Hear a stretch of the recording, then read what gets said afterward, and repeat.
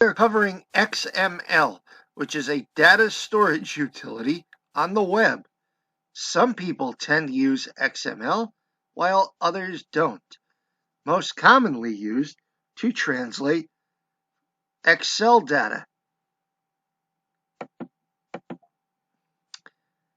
As noted last week, any previous work you can review on the web space, which is linked.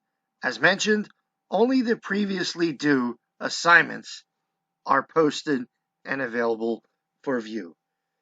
At this point, you should begin organizing all of your previous files into one folder somewhere you can locate quickly, such as your desktop, so that when we FTP file transfer protocol your files to your web space later in the course, they are all in one spot.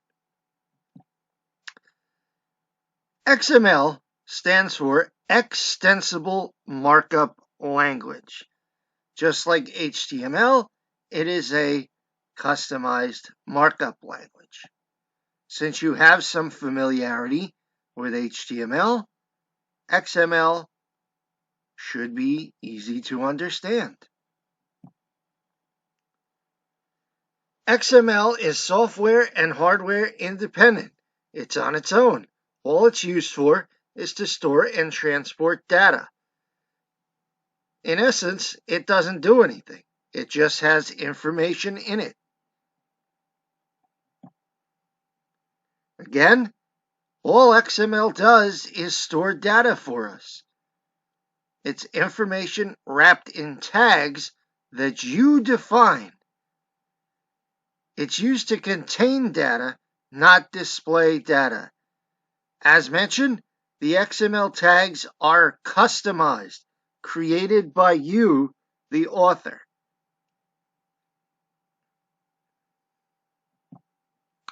There are rules associated with XML elements. They can contain letters, numbers, and other characters. They can't start with a number or punctuation character. They can't start with XML, though a tag in XML can be called XML, and they can't contain spaces. Here's an XML attribute. Employee type equals permanent. You will notice the quotes associated with the attribute. Or you could present it this way. Employee with a tag type and the information permanent in there as well. The second one is considered easier to read and looks nicer, but they both accomplish the same task and present the data the same way.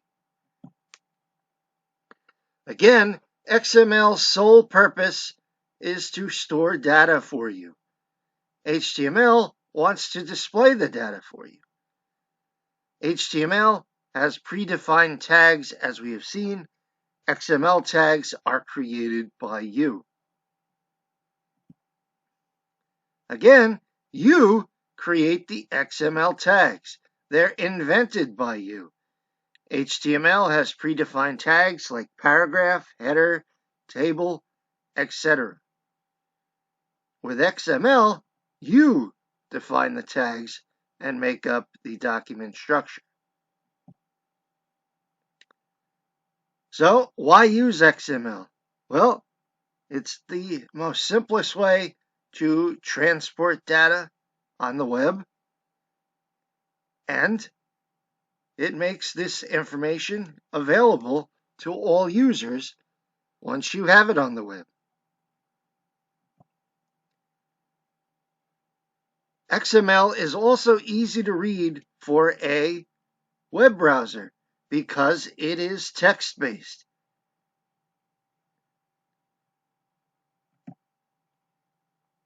In what ways or what examples can we use XML? Well, you could create a list of books, create a list of transactions, create a news article header, detail weather service information, create a list of your college professors this semester, like you'll do in assignment 4, and much, much more. Here's some XML example code. You'll notice this first line here is called the prologue. XML version equals 1.0 encoding UTF-8. When you produce your code, you don't need to have the prologue.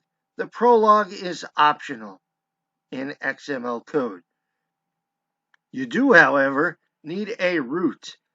This is the primary tag of your information.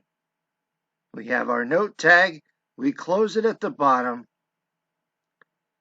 And again, notice all have closing tags just like HTML. And inside, we've created a little memo. To Tovi from Johnny, heading reminder, body don't forget me this weekend. XML can also use HTML tags if you so choose. Tags you have previously seen, such as bold for text and italicized text, the B tag and the I tag can be used in XML as well. Again, your attributes must be quoted. Here we have our note date of 12/18/1953. In this example, our attribute is that date, 12/18/1953. We can tell because their attribute is in quotes. There are some entity references that we need to know in order to avoid errors within XML code. The and symbol, LT semicolon, creates less than. The and symbol, GT semicolon, creates greater than, and so on and so forth as listed here. You'll notice, in essence, these are just the and symbol and abbreviations in order to create these entity references. You can also have comments in XML. You'll notice the structure here. You need to use this exact structure when putting in a comment. You'll notice the space in between the two dashes and the start of your comment statement and the two dashes with a space after the last letter in your comment statement. An XML element can contain text, attributes, other elements, or a mix of the above. For example, we create a tag rate with the element 1999. That is considered a number.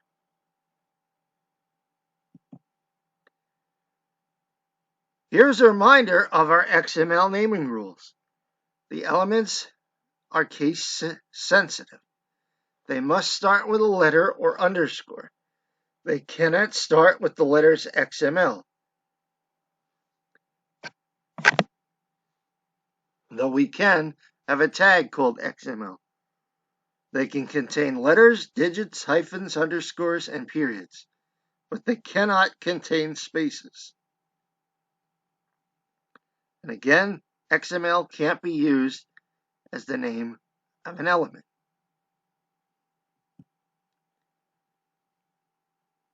Here are some ideas or standards advising you on what to do when naming your XML tags. Create descriptive names. For example, if you need to put first name, make the tag first name. Create short and simple names, like in the example here, book title instead of the title of the book. Avoid using dashes in between names. Avoid using dots in between names. And colons are reserved for namespaces. Some of you may need to use non-English letters. They're perfectly legal in XML, but you need the software to support them. Here's what's called an X-link. You can create links within XML just like you would in HTML. So in this example here, you'll create links for the word simple to visit, or using the element simple rather, to visit. The attribute simple here defined. So in this example, you will have a link of visit W3 schools with the hyperlink stored here.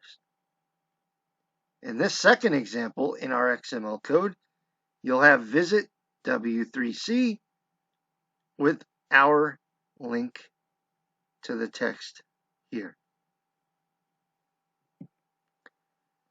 So another reason some people could use XML or want to use XML is because it works well in HTML code, it works well with JavaScript code, and it works well with PHP code.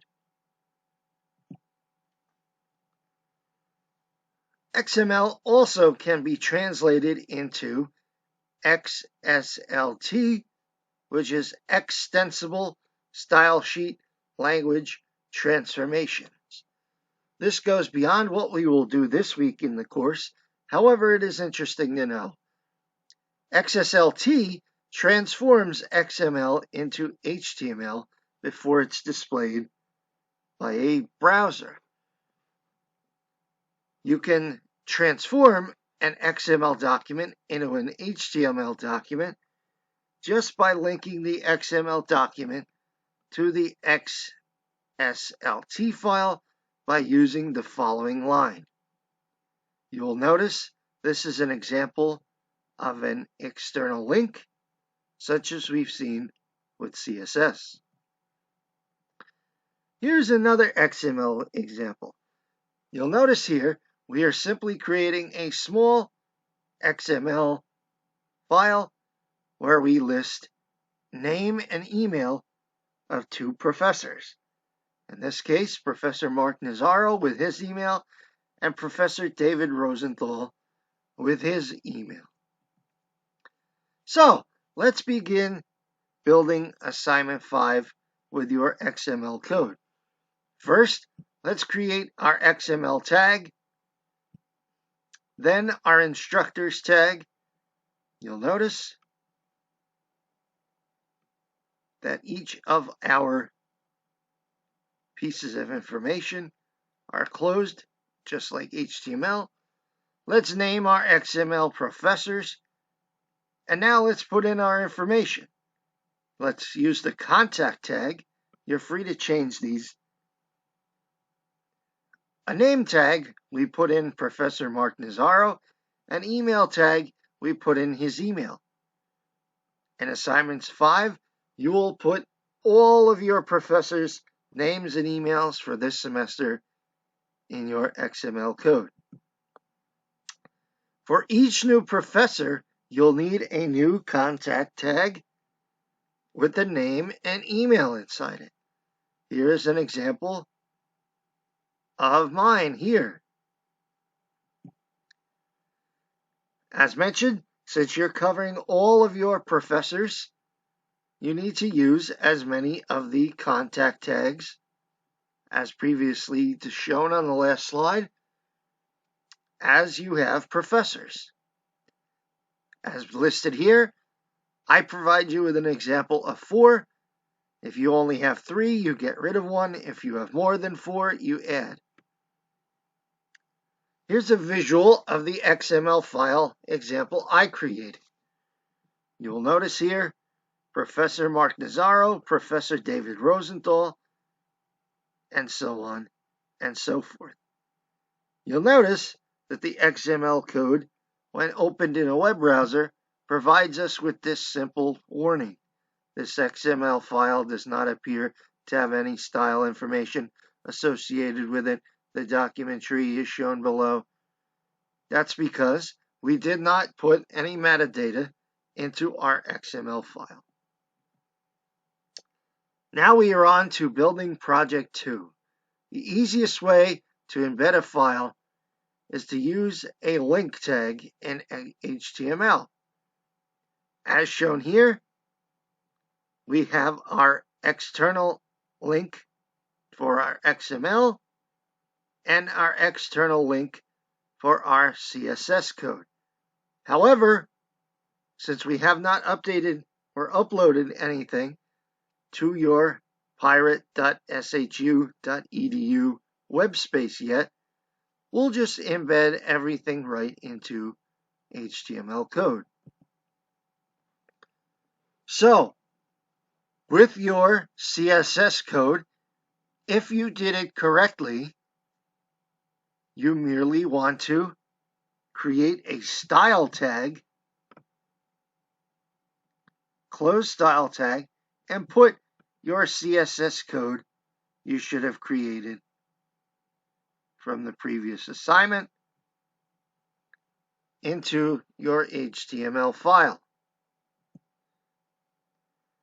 However, putting your XML file into HTML requires us to go back to when we created a table. Use the H1 header reference here, email data, so that our actual blue CSS code works.